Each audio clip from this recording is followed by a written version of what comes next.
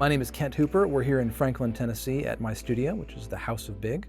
Here's our control room. This is the main deal. Everything's based around Pro Tools HDX, running my Focusrite 16 line. Since I built my studio from the ground up, every single room has multiple poles of Cat 6. A lot of times if I do a live stream where there's a bunch of people in here, I'll literally bring my preamp rack in here with the Dante stuff. Plug everything into there, shows up into Pro Tools through my 16 line, and it's just much cleaner. So this is my vocal, piano, drum room. True room-in-a-room construction, so it doesn't matter what's going on upstairs, but nothing gets down, nothing goes up. There's a Yamaha C7 right there that we use a bit. A WFL3 kit, bunch of microphones. It's a Heiserman 47. That's my newest addition I love. And the best part of this room are the colored lights.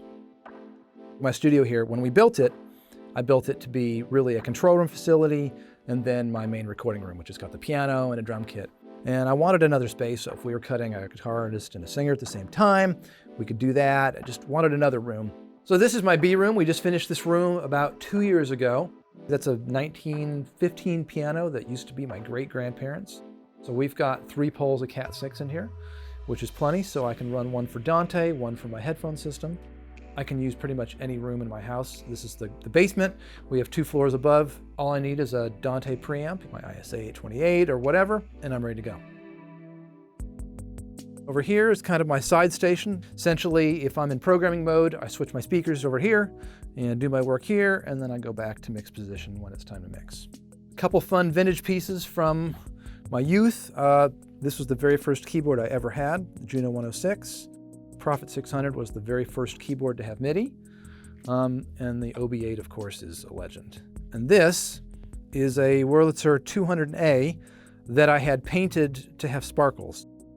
I was born into a musical family. My mom was a piano teacher, perfect pitch, all through high school. I played piano, I played trumpet.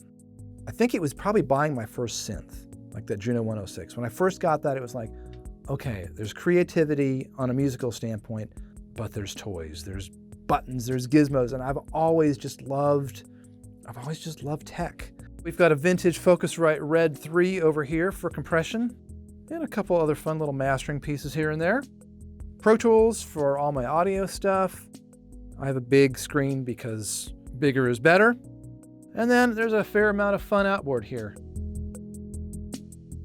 I bought the ISA 828 with the Dante card for my live stuff, but I'm actually using it more and more here now.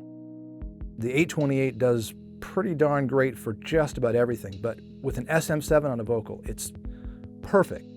I've used it on piano a bunch too. Background vocals, it's perfect on. We've done some string quartet stuff before. That's mostly what I use. People don't think about how deep you can get with Dante. I understand that it's had a pretty good hold in the institutional world and maybe even in the live sound world for a while. I don't see a reason to not use it. It's so easy.